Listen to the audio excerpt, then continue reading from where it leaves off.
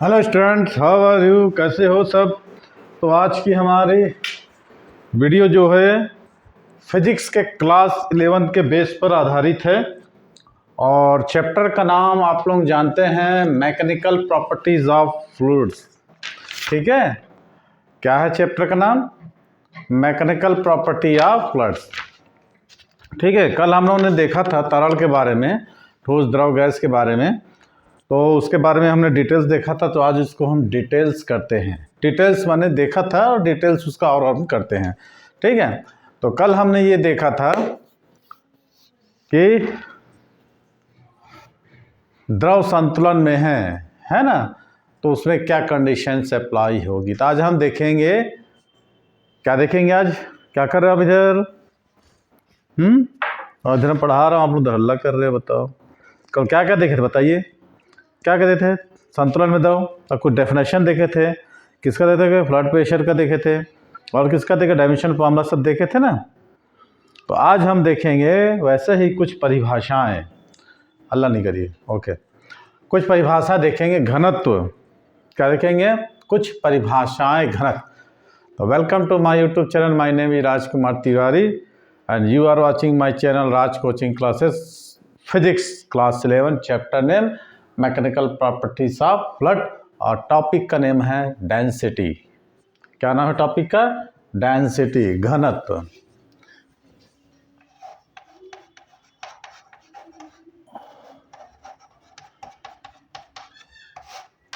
Density, जैसे नाम से आप लोग परिचित हैं और जानते भी हैं इसके बारे में कि डेंसिटी क्या होता है। ठीक है, द्रव्यमान बराबर आयतन गुणित घन, और द्रव्यमान बटे आयतन, mass upon volume, the ratio of mass and volume is known as density. ठीक है, तो डेंसिटी के बारे में छोटे क्लास में आपने पढ़ा था कि कुछ पदार्थ बहुत ठोस होते हैं, कुछ ठोस होते हैं, कुछ नरम होते हैं, कुछ बहुत नरम होते हैं, है ना। पदार्थ की तीन अवस्थाओं में से ठोस, द्रव और गैस। तो ठोस की डेंसिटी ज़्यादा होती है किसके अपेक्षा? द्रव की अपेक्षा और गैस की अपेक्षा। और द्रव की डेंसिटी गैस से कुछ ज़्यादा होती है। ठीक है, तो इसका परिभाषा हम किस प्रकार देंगे? तो किसी पदार्थ के एकांक आयतन के द्रव्यमान को, क्या देखेंगे? किसी पदार्थ के एकांक आयतन के द्रव्यमान को उस पदार्थ का या उसका घनत्व कहते हैं। तो घनत्व बराबर क्या होता है? द्रव्यमान बटे आयतन। सिंपल है ये, छोटे क्लास जैसा। यदि किसी वस्तु के v आयतन का द्रव्यमान, यदि किसी वस्तु के v आयतन का द्रव्यमान कितना हो? m हो, तो density equal to mass upon volume. क्या लिखोगे आप? T equal to mass upon. ठीक है, तो डेंसिटी को हम डी से डिनोट करते हैं, रो से, किससे भी। तो रो इक्वल टू क्या हो जाएगा? मास अपॉन वॉल्यूम। सिंपल है, कोई बहुत बड़ी चीज़ नहीं है। Okay, the ratio of unit volume of a cylinder.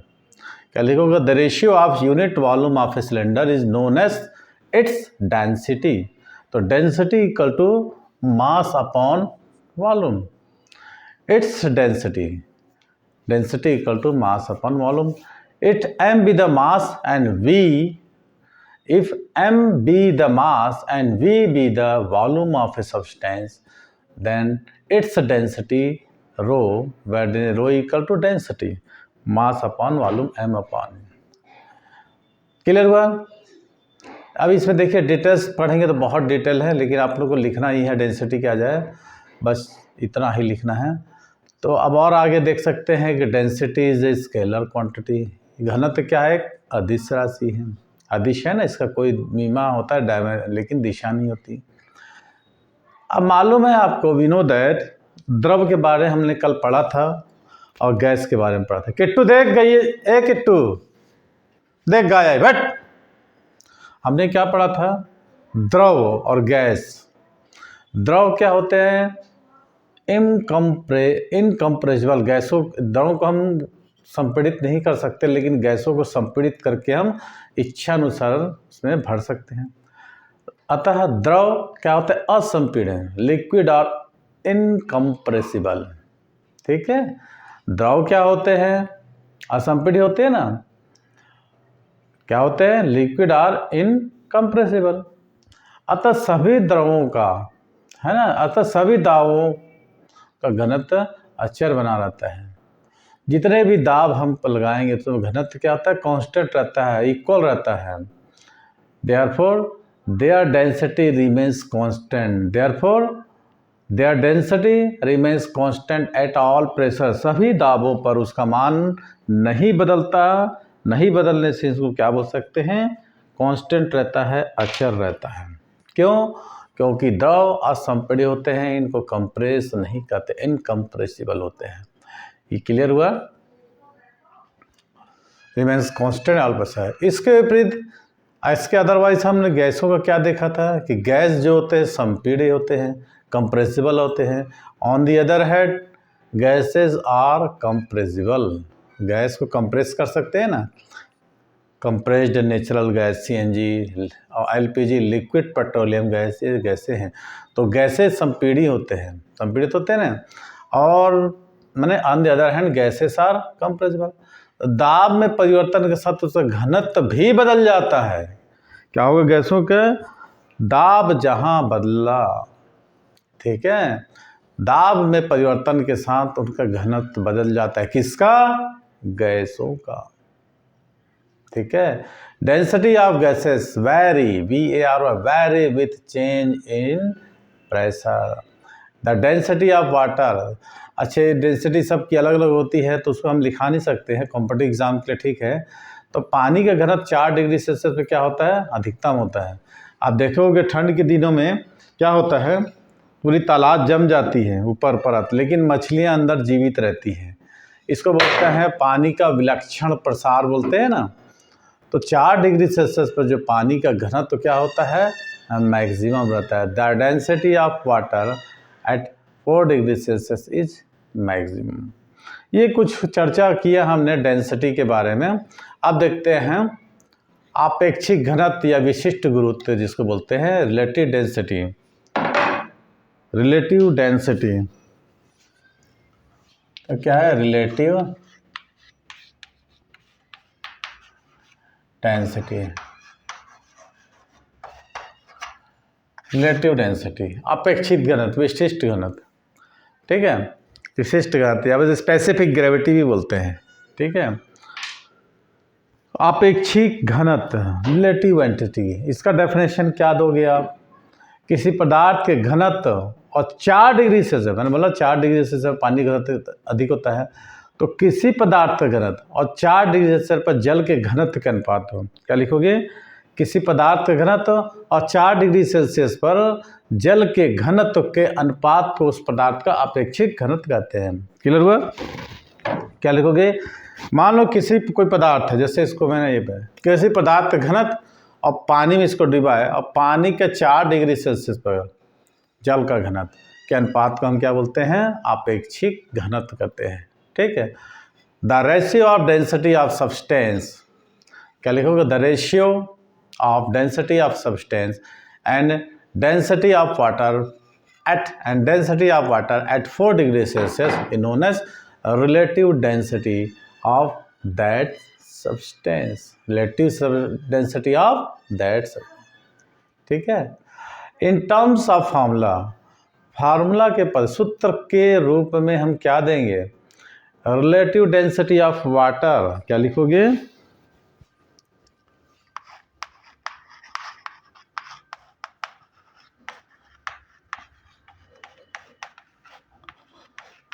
Relative density of,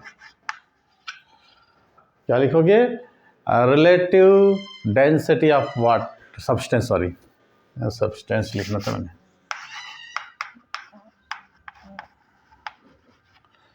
is equal to, क्या बताया था मैंने? Relative density of substance is equal to density of substance. क्या लिखोगे?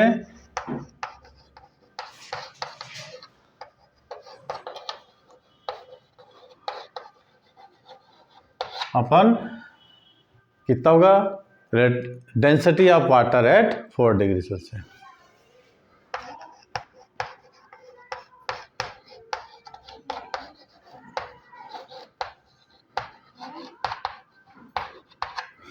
ठीक है, रिलेटिव डेंसिटी ऑफ सब्सटेंस क्या होगा, डेंसिटी ऑफ सब्सटेंस और density of substance of water. ठीक है, किसी पदार्थ का अपेक्षिक घनत्व बराबर पदार्थ का घनत्व बटे 4 डिग्री सेल्सियस पर पानी का घनत्व। क्या लिखोगे, 4 डिग्री सेल्सियस पर पानी का घनत्व। कोई डाउट? बहुत ईजियर है, कोई दिक्कत की बात नहीं है। ठीक है, तो क्लियर हुआ। तो relative density has no units, इसका कोई मात्रक नहीं होता है। And it is a dimensionless quantity, अपेक्षिक घनत्व का कोई मात्रक नहीं होता है, यह एक विमाहीन राशि है। Have no unit and is dimensionless quantity. Relative density of substance क्या लिखोगे, relative density of substance indicate the many times the material. ठीक है, क्या लिखोगे, relative density of substance indicate how many times the material, how many times of the material is behaviour then the water.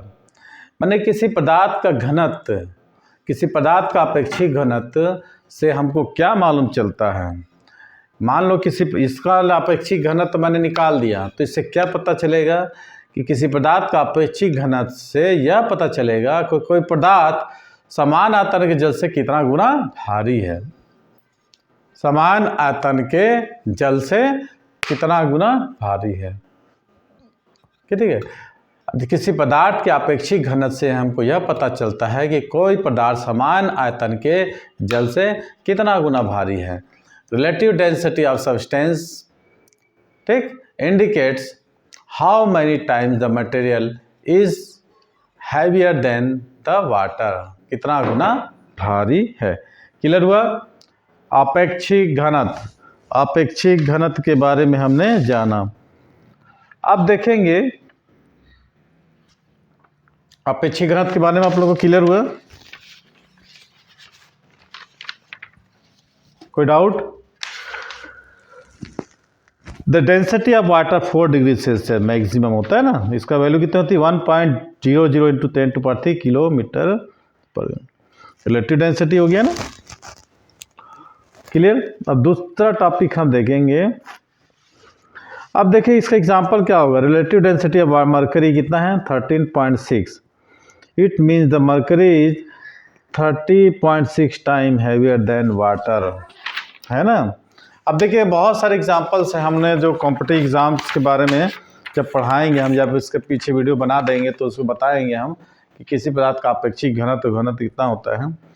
तो अपेक्षिक घनत्व से पता चलता है कि समान आयतन में वाटर से कितना गुना भारी है। जैसे कि हम बोल सकते हैं पारा, पारा आपने देखा होगा, उससे क्या होता है, थर्मामीटर जो होता है ना, पारा चढ़ता है जो डॉक्टर यूज़ करते हैं, ये एक ऐसा मेटल होके भी क्या होता है लिक्विड फॉर्म में होता है, मरकरी। ठीक है, तो मरकरी का अपेक्षिक घनत्व कितना होता है 13.6। ठीक है, relative density of mercury is 13.6। It means that, इसका क्या अर्थ है, द मरकरी इज 13.6 माने कितना 13.6 इसका अपेक्षिक घनत्व। तो इससे पता चलता है कि mercury is 13.6 heavier than water, माने पानी से इतना गुना भारी है। क्लियर।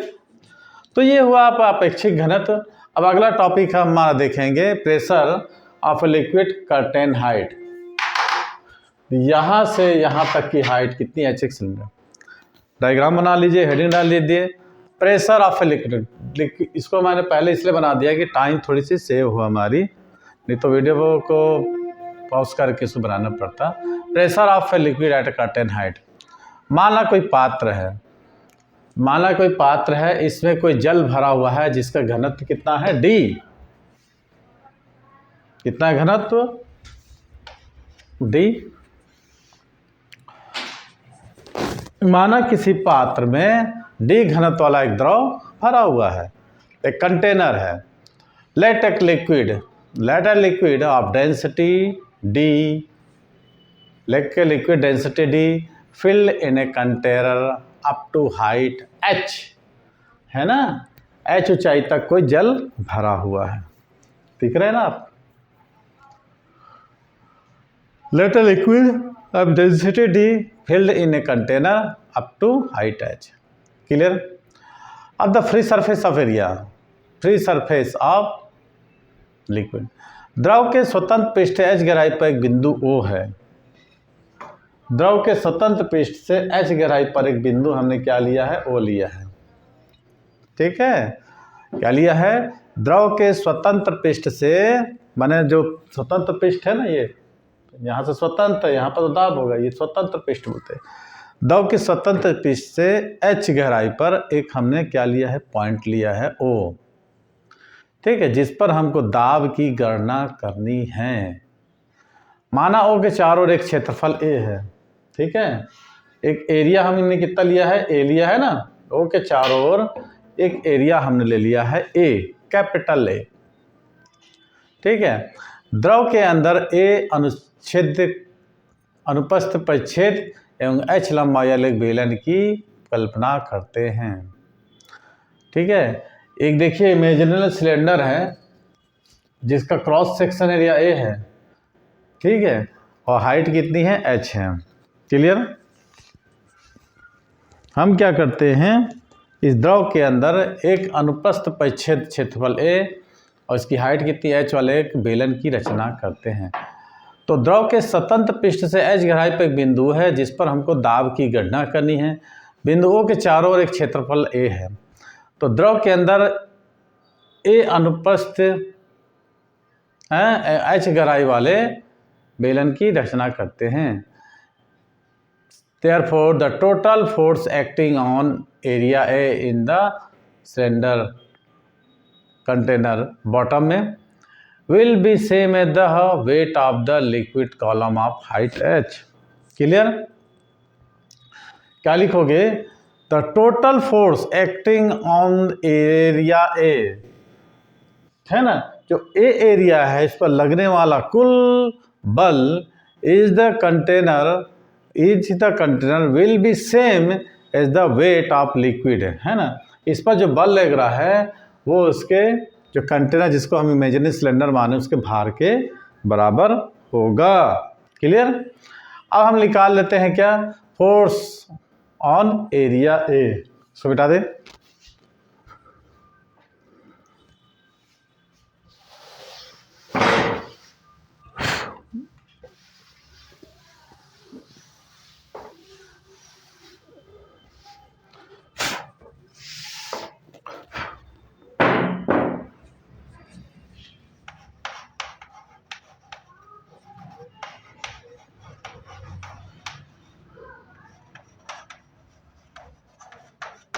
इसके अंदर एक इमेजिनरी सिलेंडर है, हाइट h है। ठीक है, तो force on area A is equal to weight of liquid. ये किसके बराबर था? फोर्स एरिया पर लग रहा है ना, wait of liquid.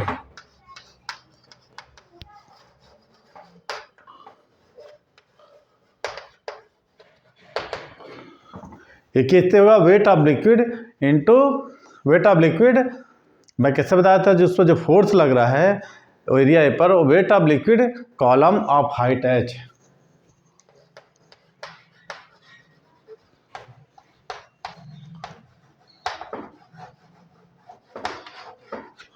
Column of height h।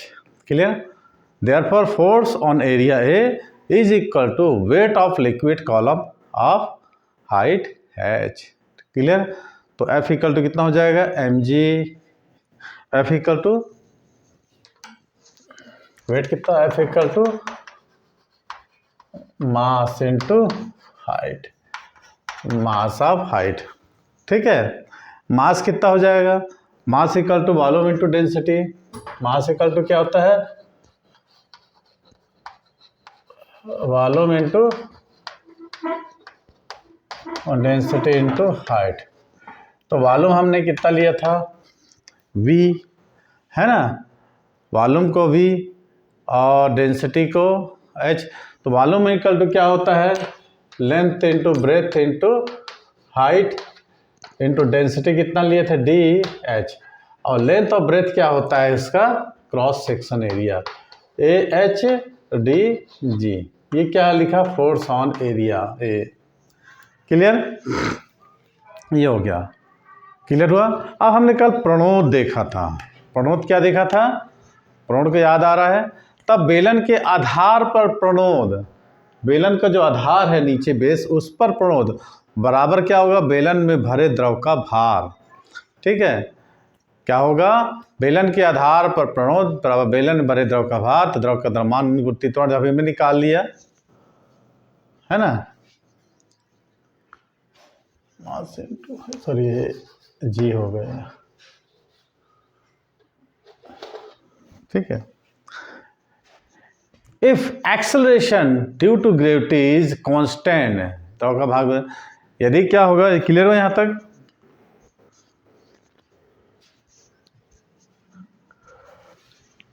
Book रखिए और डायग्राम बनाइए, आप लोग धीरे धीरे मत करिए।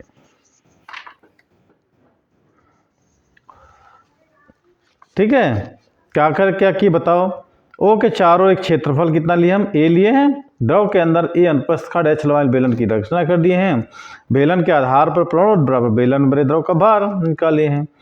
तो बेलन के आधार पर प्रणोद बराबर बेलन भरे द्रव के भार होगा, तो उससे हम क्या निकाले ए एच डी जी। अब बिंदु ओ पर दाब लगाएंगे, बिंदु ओ पर दाब क्या लगेगा, बिंदु pressure at O, point O. ठीक है, तो क्या होता है फोर्स अपॉन एरिया,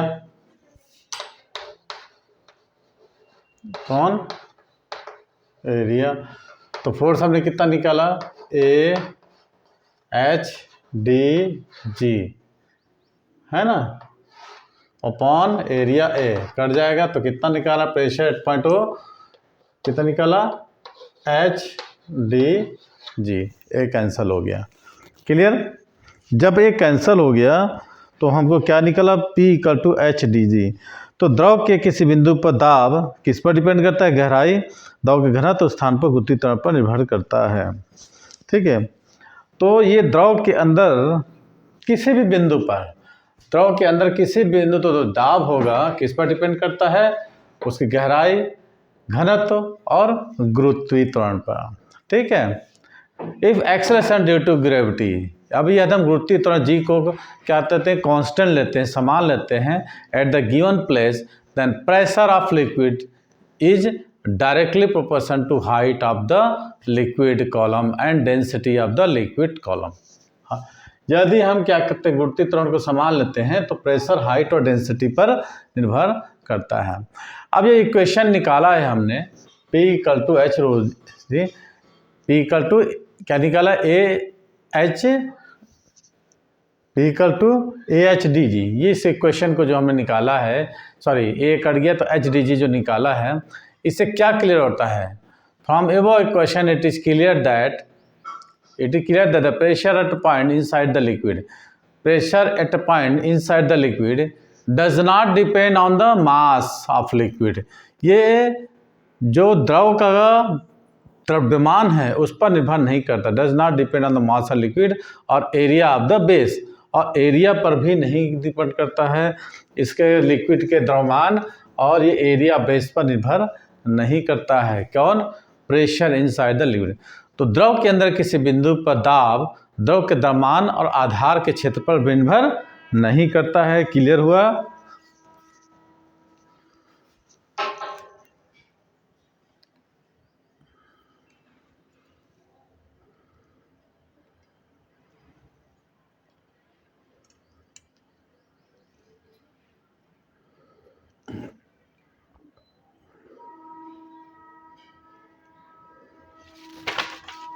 क्लियर हुआ। चलिए अगला टॉपिक हम लेते हैं।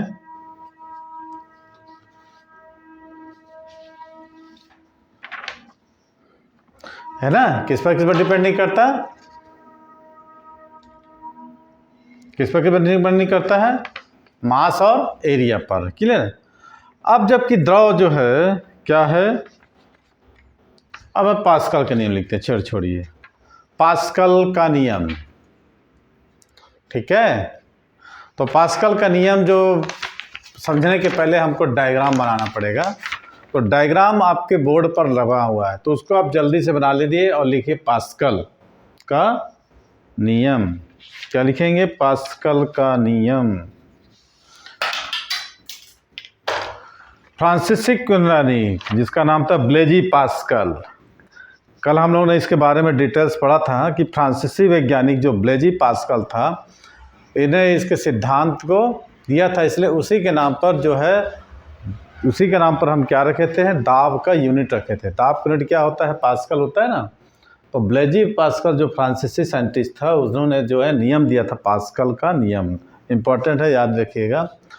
फ्रांसीसी वैज्ञानिक क्या था? ब्लेजी पास्कल ने जो तरल दाब का बहुत डिटेल्स में विस्तृत अध्ययन किया, बहुत ज़्यादा अध्ययन किया था।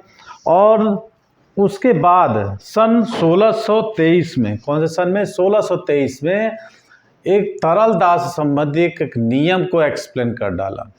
क्या किया? कौन था? फ्रेंच साइंटिस्ट, फ्रांस के वैज्ञानिक ब्लेजी पास्कल ने जो तरल दाब, तरल का दाब है, उस पर डिटेल्स मैंने विस्तृत अध्ययन किया और 1653 में तरल दाब से संबंधित एक नियम का प्रतिपादन कर डाला, और उन्हीं के नेम पर हम इसको पास्कल का नियम कहते हैं। French scientist Blaise Pascal study the transmission of pressure in liquid and in 1653 he formulated a law known as Pascal's law for transmission of pressure in liquid। Clear? अब उसका स्टेटमेंट क्या था? देखिए, उन्होंने एक ये नियम दिया था कि उनके नियम के अनुसार यदि हम गुरुत्व की उपेक्षा कर दें, मैंने बताया था ना इसमें, गुरुत्व की उपेक्षा करने पर या फिर कांस्टेंट लेने पर, यदि गुरुत्व की हम उपेक्षा कर दें, नेगलेक्ट कर दें, तो संतुलन की स्थिति में तरल के प्रत्येक बिंदु पर दाब एक समान होते हैं। क्या लिखे हमने? गुरुत्व की उपेक्षा करने पर संतुलन की स्थिति में प्रत्येक बिंदु, तरल के प्रत्येक बिंदु पर दाब यूनिफॉर्म एक समान होता है। या एक ऐसा ही बोल सकते हो कि बंद द्रव के किसी भाग पर आरोपित दाब, यदि द्रव बंद है तो उसके कहीं पर भी किसी भी पार्ट पर दाब जो होगा, द्रव द्वारा सभी दिशाओं में समान रूप से समान परिमाण पे या उसी परिमाण में क्या होता है? संचरित होता है। यदि क्या है? क्लोज्ड वेसल, बंद द्रव है, बंद द्रव के किसी भी भाग पर लगाया गया दाब द्रव द्वारा सभी दिशाओं में समान रूप से उसी परिमाण में क्या होता है? संचरित हो जाता है। क्लियर?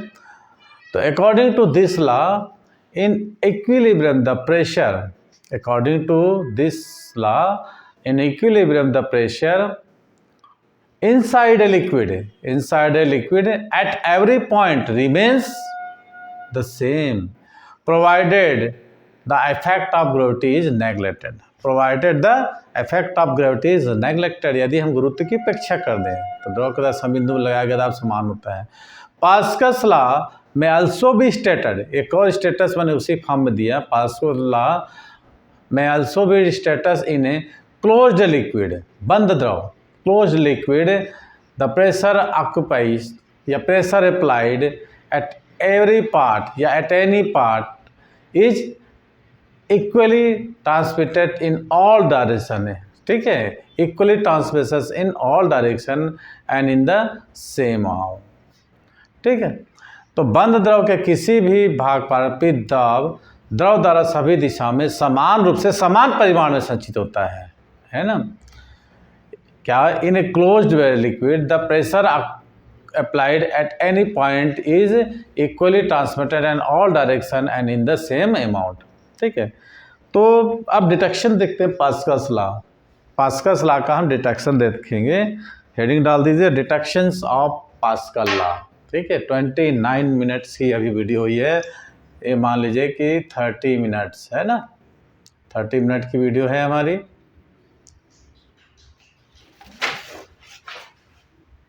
कितने की वीडियो है? 30 मिनट्स की। तो detections of pascal law, Pascal के नियम की व्युत्पत्ति देखेंगे हम। ठीक है, डिटेक्शन ऑफ पास्कल लॉ। अब मान लीजिए किसी पात्र में, किसी कंटेनर में, किसी बीकर में कोई द्रव भरा हुआ है, ठीक है। किसी पात्र में, किसी बीकर में, किसी कंडक्टर को द्रव भरा हुआ है, इसके अंदर कोई दो पॉइंट लेते हैं। कौन सा पॉइंट लेते हैं? O1 और O2। Consider 2 points O1 and A2 मैं inside a liquid. Consider 2 points O1 and O2 inside a liquid. Clear? और O1 O2 अक्ष वाले एक लंबवृत्तीय बेलन की रचना करते हैं। अक्ष O1 और O2 वाले एक राइट सर्कुलर सिलेंडर या लंबवृत्तीय बेलन की कल्पना करते हैं।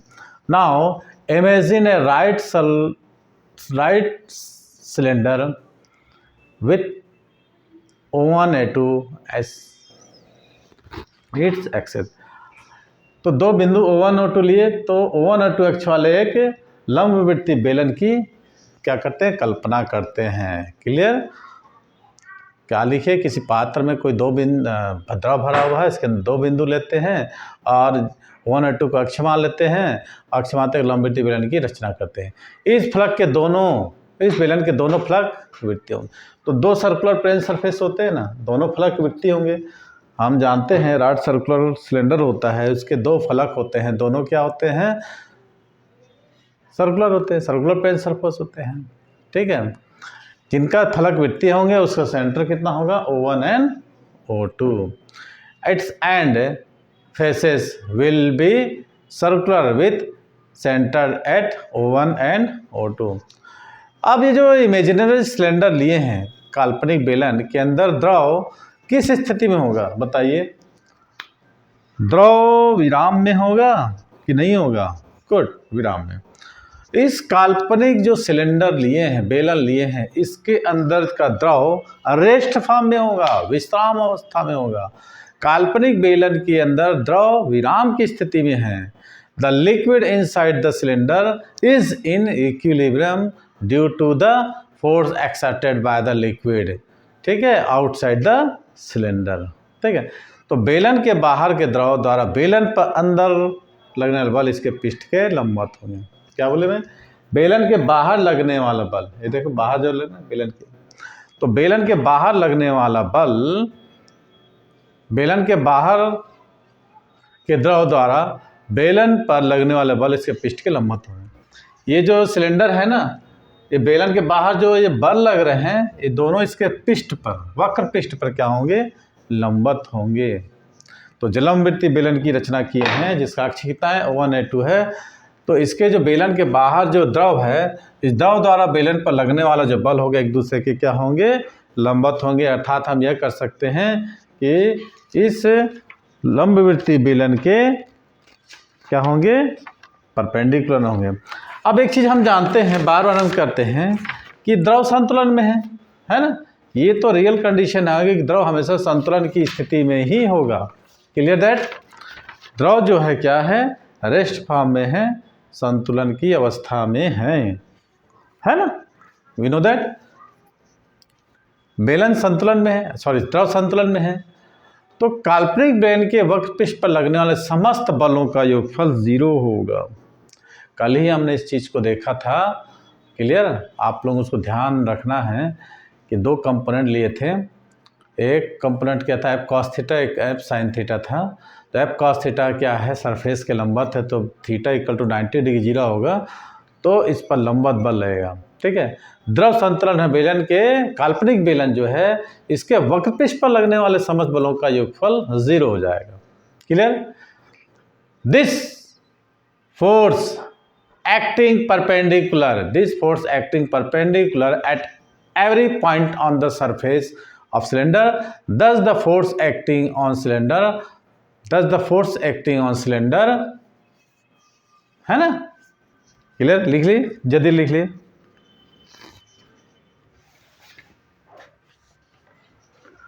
Now imagine right circular cylinder लिए ना, eight O1 axis.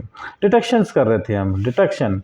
Consider 2 point O1 and O2 inside a liquid, ठीक है। Now imagine a right cylinder with O1 O2 as its axis. Its end faces will be circular with centre O1 और O2। The liquid inside the cylinder is equilibrium due to the force exerted by the liquid outside by the cylinder.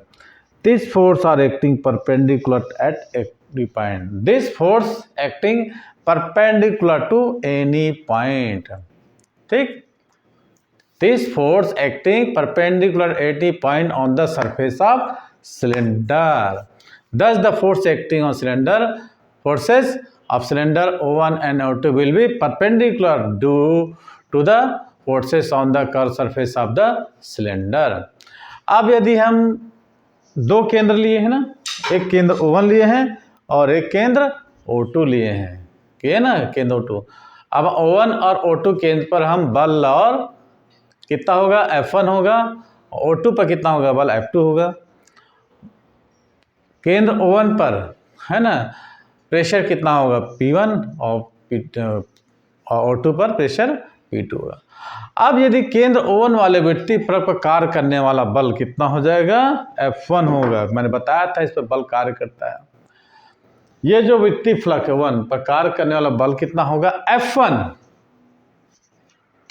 इस पर जो बल होगा F1 होगा और pressure P1, इस पर बल F2 और प्रेशर P2. क्लियर. क्या लिखोगे, O1 केंद्र वाले फलक पर दाब. यदि O1 केंद्र वाले वृत्तीय फलक पर कार्य करने वाला बल कितना होगा, F1 हो, तो O1 केंद्र वाले फलक पर दाब कितना हो जाएगा, P1 equal to F1 upon A. तो F1 इक्वल टू कितना हो जाएगा, P1 A. कौन सा हो गया, O1 वृत्तीय केंद्र वाले फलक. सिमिलरली, इसी प्रकार, if the force on the circular face with O2 as center is F2, the pressure at O2. इसी प्रकार यदि O2 केंद्र वाले वृत्तीय फलक पर कार्य करने वाला बल कितना हो, F2 हो, तो O2 केंद्र वाले फलक पर दाब P2 equal to F2 upon A. तो F2 इक्वल टू कितना हो जाएगा, P2A. एक क्वेश्चन नंबर फर्स्ट, ये क्वेश्चन नंबर सेकंड. अब बार बार वही कंडीशन आ रही है कि द्रव संतुलन में है. As the liquid is equilibrium at rest. द्रव क्या होगा, संतुलन की अवस्था में होगा, तो दोनों बल बराबर होंगे. तो F1 बराबर F2, तो F1 की जगह लिख देंगे P1A, यहाँ लिख देंगे P2A. ए कट गया तो P1 बराबर दाब समान आ गया. ठीक है. Thus the pressure on each circular face of cylinder. Thus the pressure on each circular face of cylinder is the same. यही है पास्कल के नियम की व्युत्पत्ति. क्या है ये, पास्कल्स के नियम की व्युत्पत्ति या detections of Pascal's law. Clear हुआ, कोई डाउट. हमारी वीडियो ज़्यादा नहीं है, 38 मिनट की बनी हुई है. तो आज हमने कहाँ तक देखा, पास्कल्स का नियम और उसका डिटेक्शन. कल हम देखेंगे applications of Pascal's law, Pascal के नियम के अनुप्रयोग. आप लोग आजकल बाइक लेते होंगे, उसमें ब्रेक आता है, ठीक है, हाइड्रोलिक ब्रेक. ये इसी सिद्धांत पर काम करता है. तो hydraulic lift, hydraulic brakes and so on work on the principle of Pascal's law. ठीक है. तो पास्कल्स लॉ क्लियर हुआ है ना. पास्कल्स लॉ में हमने कंटेनर लिए, कंटेनर में दो पॉइंट लिए O1 और 2 के एक्सेस मान के राइट सर्कुलर सिलेंडर की कल्पना किए, है ना. तो 1 अक्ष पर लगने वाला बल कितना है, F1 है, प्रेशर इतना है. O2 अक्ष पर लगने वाला बल कितना है, F2 है, प्रेशर इतना है. तो द्रव संतुलन में है, तो उनके अंदर दाब प्रत्येक बिंदु पर क्या होगा, समान होगा. यही आपका हमने देखा था, उसको डिटेल्स में लिखने का कंडीशन देखे थे. और उसके बाद कल हम देखेंगे एप्लीकेशंस ऑफ बायोसेवर्ट लॉ बोल रहा हूँ, पास्कल्स लॉ देखेंगे. तो उसमें हम क्या क्या देंगे, हाइड्रोलिक लिफ्ट देखेंगे, हाइड्रोलिक ब्रेक्स देखेंगे. उसके बाद हमारा इफेक्ट ऑफ ग्रेविटी या flood pressure, effect of gravity या फ्लड प्रेशर देखेंगे. उसमें भी दो केसेस देखेंगे. जब इसको आप अच्छे से पढ़ लोगे तो बर्नौली थ्योरम आपको दिक्कत नहीं जाएगी. फिर एटमॉस्फेरिक एंड एटमॉस्फेरिक प्रेशर देखेंगे, एटमॉस्फेयर एंड एटमॉस्फेरिक प्रेशर देखेंगे, मेजरमेंट ऑफ एटमॉस्फेरिक प्रेशर देखेंगे, है ना. उसमें हम वो देखेंगे, टॉरिसिली का थ्योरम देखेंगे. स्पीड, ये सब हम चलते जाएंगे। ठीक है, लॉ ऑफ फ्लोटेशन है, कंपल्सरी नहीं है।